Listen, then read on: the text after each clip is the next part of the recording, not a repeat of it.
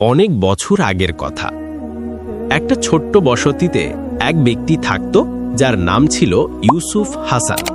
সে তার স্ত্রী ও সন্তানদের নিয়ে দারিদ্র্যের মধ্যে জীবনযাপন করছিল।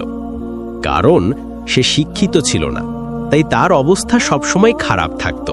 রোজগারের জন্য সে শুধু জুতো মেরামতের সামান্য কাজ করত এবং এছাড়া আয়ের আর কোনো উপায় তার কাছে ছিল না।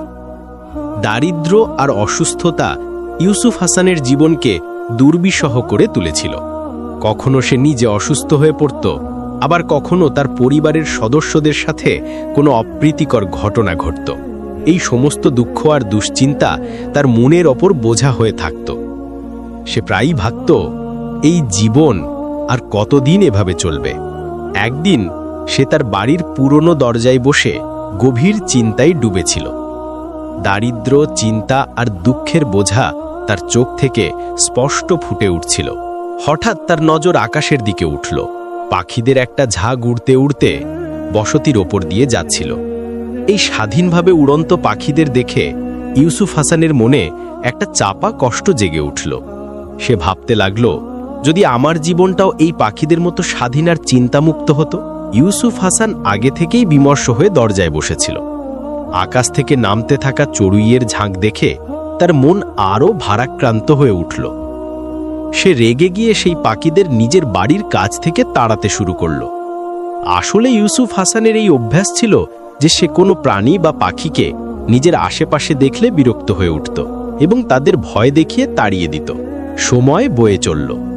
দারিদ্র্য, অসুস্থতা আর দুঃখ তার সাহস ভেঙে দিয়েছিল। একদিন সে এতই ভগ্ন হৃদয় হয়ে পড়ল যে সে ঠিক করল যে সে তার জীবন শেষ করে দেবে। বাড়ি থেকে বেরিয়ে সে গ্রামের বাইরে একটা নদীর কিনারায় পৌঁছালো এবং কিছু না ভেবেই জলে ঝাঁপ দিল। কিন্তু ভাগ্যের অন্য কিছুই মঞ্জুর ছিল। নদীর ধারে এক বৃদ্ধ তার দুই শিষ্যের সাথে বসেছিলেন। যেই তিনি দেখলেন যে এক ব্যক্তি ডুবে যাচ্ছে, তিনি সাথে সাথে তার শিষ্যদের আদেশ দিলেন, ওকে বাঁচাও। শিষ্যরা দৌড়ে গিয়ে ইউসুফ হাসানকে জল থেকে বের করে আনলো এবং তীরে শুইয়ে দিল। জ্ঞান ফিরতেই বৃদ্ধ তাকে স্নেহভরা কিন্তু গাম্ভীর্যপূর্ণ স্বরে বললেন, হে মানুষ, জীবন আল্লাহর সবচেয়ে বড় নেয়ামত। তুমি তা এভাবে নষ্ট করার কথা কেন ভাবছ? মনে রেখো, যখন তোমার সময় শেষ হবে তখন আপনা আপনি এই দুনিয়া ছাড়তে হবে, কিন্তু নিজের প্রাণ নিজে নেওয়া সবচেয়ে বড় পাপ। ইউসুফ হাসানের চোখ দিয়ে অশ্রু বইতে লাগল। সে বলল, হে বৃদ্ধ, আমি আমার জীবনের সমস্যায় জর্জরিত হয়ে পড়েছি। আমি বুঝতে পারছি না আমার ভালো সময় কবে আসবে। আমি দিনরাত পরিশ্রম করি, কিন্তু সাফল্য কখনোই আমার ভাগ্যে জোটে না। প্রতিবার ব্যর্থতা আর দুঃখই আমার ভাগে জোটে। এই শুনে বৃদ্ধ স্নেহের সাথে তার কাঁধে হাত রাখলেন আর বললেন, বৎস, প্রথমে এই চিন্তা মন থেকে বের করে দাও যে মৃত্যুই তোমার দুঃখের সমাধান। আত্মহত্যা দুর্বলতার লক্ষণ, আর মুমিন কখনো দুর্বল হয় না। আল্লাহ যে সমস্যাগুলো দেন তা তোমার ঈমানের পরীক্ষা। ধৈর্য সবর ধরো, পরিশ্রম করো আর আল্লাহর ওপর ভরসা রাখো। ইনশাল্লাহ তোমার দিন অবশ্যই বদলাবে। ইউসুফ হাসান কাঁপতে থাকা গলায় বলল, হে বৃদ্ধ, আপনি প্রজ্ঞাবান। দয়া করে আমাকে পথ দেখান।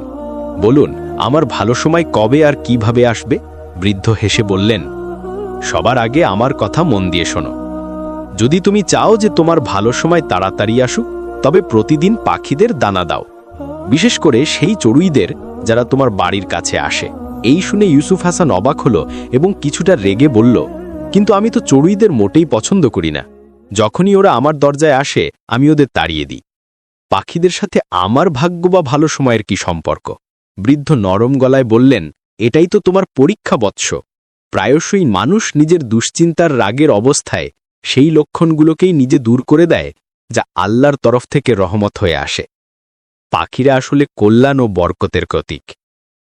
যদি তুমি ওদের স্বাগত জানাও, তবে তোমার জন্য রিজিক আর স্বাচ্ছন্দ্যের দরজা খুলে যাবে। ইউসুফ হাসান চুপ হয়ে গেল। অবশেষে তার কাছে আর কোনো উপায় ছিল না। সে বৃদ্ধের কথা মেনে নিল এবং বাড়ি ফিরে গেল। পরের দিন থেকেই সে তার দরজার সামনে দানা ছড়াতে শুরু করল। শুরুতে মন মানতে চাইত না, কিন্তু ধীরে ধীরে সে অনুভব করতে লাগল যে যেন বাড়ির পরিবেশ আগের থেকে ভালো হচ্ছে। যখনই চড়ুইরা তার দরজায় এসে দানা খেত সে মনে এক অদ্ভুত আনন্দ আর শান্তি পেত।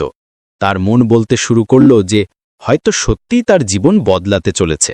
এক সপ্তাহ পর ইউসুফ হাসান আবার সেই বৃদ্ধের কাছে গিয়ে বলল, আমি আপনার আদেশ মতো প্রতিদিন চড়ুইদের দানা দেওয়া শুরু করেছি। আর আশ্চর্যের বিষয় হল, আমার মনে হচ্ছে যেন আমার দিন ফিরতে শুরু করেছে, যেন কোনো সুখবর কাছেই আছে। এই শুনে বৃদ্ধ হেসে বললেন, বৎস, এটাই আসল রহস্য। প্রায়শই মানুষ নিজের দুশ্চিন্তার রাগের অবস্থায় সেই লক্ষণগুলোকে নিজেই দূর করে দেয় যা আল্লাহর তরফ থেকে রহমত হয়ে আসে। পাখিরা আসলে কল্যাণ আর বরকতের প্রতীক। যদি তুমি ওদের স্বাগত জানাও তবে তোমার জন্য রিজিক আর স্বাচ্ছন্দ্যের দরজা খুলে যাবে। জীবনে কিছু অপ্রত্যাশিত ঘটনা এমন ঘটে যা ইঙ্গিত দেয় যে ভালো সময় কাছেই আছে।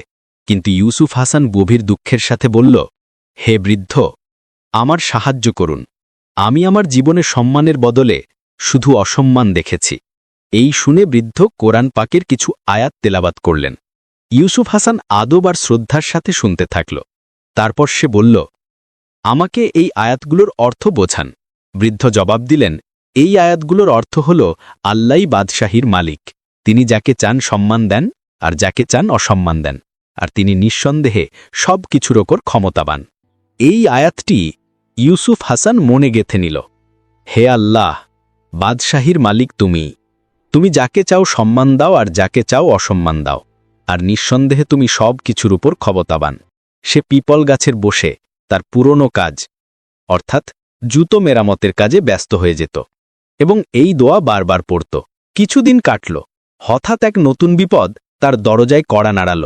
আল্লাহ তার এই বান্দাকে আরেকবার পরীক্ষা করার সিদ্ধান্ত নিলেন। এখন আর কেউই তার কাছে জুতো মেরামত করতে আসে না। তার কাছে যে সামান্য কিছু টাকা বেঁচেছিল সেটা দিয়ে কষ্টে কয়েকদিনের রেশন কিনল আর বাড়ির চুলো জ্বালাল। কিন্তু দিন যত যেতে লাগল পরিস্থিতি আরও খারাপ হতে লাগল। সে প্রতিদিন বাজারে যেত, অশ্বত্থ গাছের নিচে বসে অপেক্ষা করত যে হয়তো কোনো খদ্দের আসবে। কিন্তু দিন গড়িয়ে যেত, ঘরে অনাহার শুরু হয়ে গেল। বাচ্চারা খিদে ছটপট করতে লাগল। 2 দিন পর্যন্ত সবাই শুধু জল খেয়ে কাটিয়ে দিল। না ছিল শস্য, না ছিল রুটির টুকরো। তার স্ত্রীও দুঃখে ভেঙে পড়ল। সে তার সন্তানদের ক্ষুধার্ত দেখতে পারছিল না। একদিন ইউসুফ হাসান সন্ধ্যায় বাড়ি ফিরলে তার স্ত্রী ঝর্ণার মতো কাঁদতে কাঁদতে বলল, আজও যদি বাচ্চারা কিছু না খায় তবে ওরা মরে যাবে। ইউসুফ হাসান, কিছু করুন, নইলে আমি আমার বাচ্চাদের এভাবে ছটপট করতে দেখতে পারবো না। কিছুদিন কাটল। ইউসুফ হাসানের বাচ্চাদের পেটে এক লোকমাও খাবার যায়নি। ছোট্ট নিষ্পাপ বাচ্চারা খিদে নিস্তেজ হয়ে পড়েছিল। একদিন তার স্ত্রী কাঁদতে কাঁদতে বলল, মাসুম বাচ্চাগুলোর কি দোষ? আজ সামনের প্রতিবেশীর বাড়িতে দাওয়াত, হালাল মাংস রান্না হয়েছে। আপনি সেখানে গিয়ে কিছু খাবার বা কিছু টাকা চেয়ে আনুন, যাতে আমাদের বাচ্চাদের পেট ভরে। ইউসুফ হাসান দীর্ঘশ্বাস ফেলে বলল, আমি কখনো কারো অনুগ্রহ নিতে চাই না, কিন্তু বাচ্চাদের এই অবস্থা দেখে বুক ফেটে যাচ্ছে। যদি তুমি বলো তবে আমি যাই। হয়তো আল্লাহ সেখান থেকেই কোনো উপায় করে দেবেন। সে সাহস করে প্রতিবেশীর বাড়ি গেল। দরজায় কড়া নেড়ে বলল, আসসালামু আলাইকুম ভাই, আমি ভিখারি নই, কিন্তু 4 দিনের খিদে আমাকে বাধ্য করেছে। আমার বাচ্চাদের জন্য সামান্য কিছু খাবার বা টাকা দিন। যখন আল্লাহ আমাকে দেবেন আমি ফেরত দিয়ে দেব। যদি বিশ্বাস না হয় আমার বাড়ি এসে দেখে যান। বাচ্চাদের অবস্থা খুব খারাপ। কিন্তু প্রতিবেশী, যে অহংকার ও গর্বে পূর্ণ ছিল, সে ব্যঙ্গাত্মক হেসে বলল, এই ইউসুফ হাসান, তুই তো খুব আত্মসম্মানী সাজিস, আর আজ চাইতে এসেছিস? যা, এখান থেকে চলে যা। এই বলে সে ইউসুফ হাসানকে ধাক্কা দিল। সে মাটিতে পড়ে গেল। তার কপাল থেকে রক্ত ঝরতে লাগল। অসহায় ও দুর্বল ইউসুফ হাসানের এত শক্তি ছিল না যে সে প্রতিরোধ করতে পারে। সে কষ্টে উঠে দাঁড়ালো আর টলতে টলতে গলিতে চলতে লাগল। কাছেই একটা মসজিদ তার নজরে পড়ল। সে সেখানে প্রবেশ করল, কাপড়ের ধুলো ঝাড়ল, ক্ষত থেকে রক্ত পরিষ্কার করল, আর খুব কষ্টে অজু করল। তারপর মুসল্লায় দাঁড়িয়ে নামাজ আদায় করল। নামাজের পর সে আল্লাহর দরবারে সিজদায় পড়ে গেল আর কাঁদতে কাঁদতে সেই দোয়াই করতে লাগল যা বৃদ্ধ তাকে শিখিয়েছিলেন। হে আল্লাহ, বাদশাহীর মালিক তুমি যাকে চাও সম্মান দাও, যাকে চাও অসম্মান দাও, আর তুমি সবকিছুর উপর ক্ষমতাবান। সে কাঁদতে থাকল, নিজের গুনাহের মাফ চাইতে থাকল। ঠিক সেই মুহূর্তে এক ব্যবসায়ী মসজিদে প্রবেশ করল। সে ইউসুফ হাসানকে দোয়া করতে আর কাঁদতে দেখে তার মনে গভীর প্রভাব পড়ল। সে এগিয়ে এসে সালাম করল আর বলল, আমি একজন ব্যবসায়ী, শহর থেকে আমার মাল এনেছি, কিন্তু পথে আমার সঙ্গী মারা গেছে। আমার একজন সৎ সঙ্গীর প্রয়োজন। যদি তুমি আমার সাথে কাজ করো তবে তুমি তোমার পুরো হক পাবে, শুধু শর্ত হলো সততার সাথে কাজ করতে হবে। ইউসুফ হাসানের চোখ দিয়ে আনন্দের অশ্রু বইতে লাগল। সে সিজদায় মাথা রেখে আল্লাহর শুকরিয়া আদায় করল আর বলল, হে আমার রব, তুমি বাদশাহীর মালিক, সম্মান ও অসম্মান সব তোমারই হাতে। এভাবেই তার জীবনের নতুন অধ্যায় শুরু হতে চলেছিল। ইউসুফ হাসানের দোয়া আল্লাহ কবুল করে নিয়েছিলেন। মসজিদে দেখা হওয়া সেই ভালো মনের ব্যবসায়ী তাকে তার সাথে কাজে রেখে নিলেন। প্রথম দিনই কিছু টাকাও দিলেন, যাতে সে বাড়ি গিয়ে তার বাচ্চাদের পেট ভরাতে পারে।